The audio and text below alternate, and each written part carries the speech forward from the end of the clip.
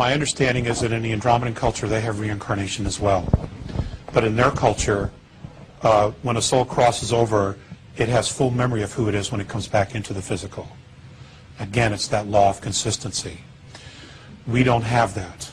And again, I believe that's that fine print on the contract. Reincarnation is still a fact here as well. Okay, we do have reincarnation.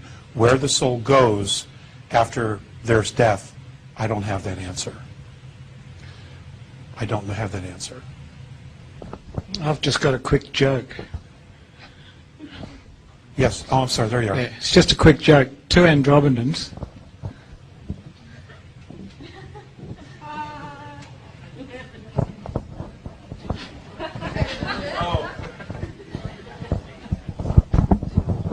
Once again, if we can stand up when we ask the question.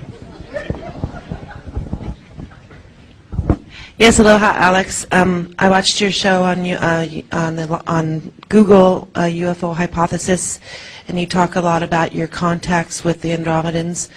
Have you been having contacts within the last couple of years, or anything that's been more recent in nature, and any messages through that? For 5 years, I pushed them away. And the reason I did, it just got too hard. It got too hard to walk the two worlds. So I pushed them away, and I had a lot of work to do. Recently, though, the contacts have resumed, and much of it has been on of a personal relationship.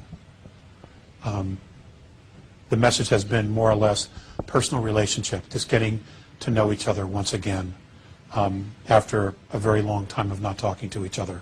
I actually got pretty pissed off with them, if you really want to know the truth. I got mad about some things that happened in my life, and I felt that they should have told me. So there you have it. Thank you, Alex, for everything. Aloha. You're welcome. Yes, ma'am.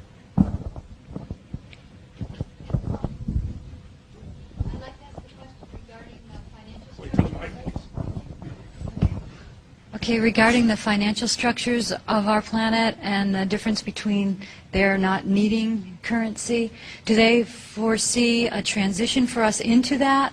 Is that any part of the 2012 transition? What virtually all the other cultures do, that's a great question, what virtually all the other cultures do is that they have a very small government, and basically everything's managed by the people. Everything is provided, education, housing, everything that you would need to live is there.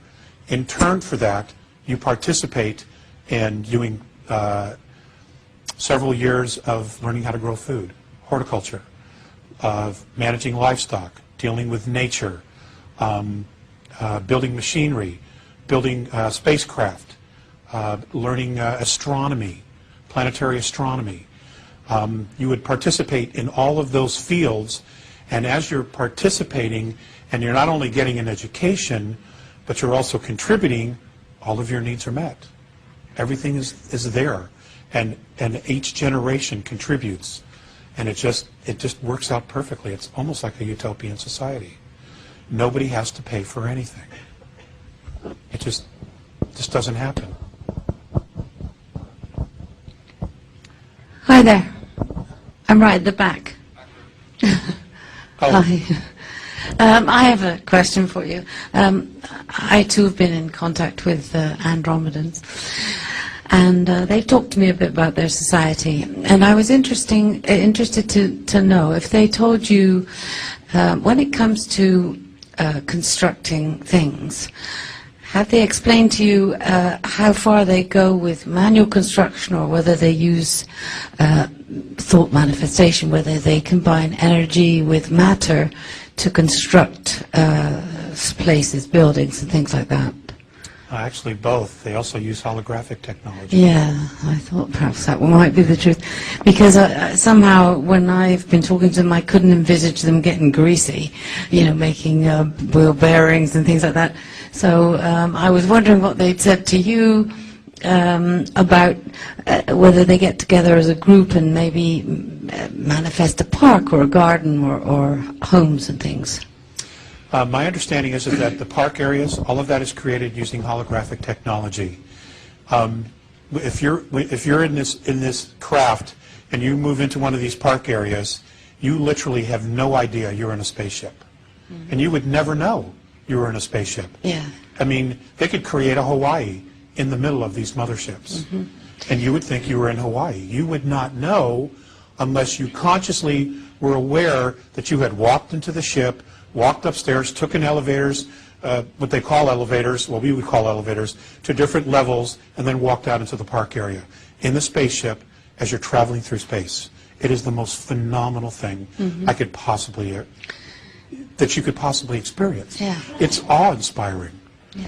You know, it's just... And they're using their thoughts to bring that matter together and so it becomes solid in front of you Yes. like a flower. Yes. Yes, thank you. Yes, they magnetize thought. They magnetize space with their thought.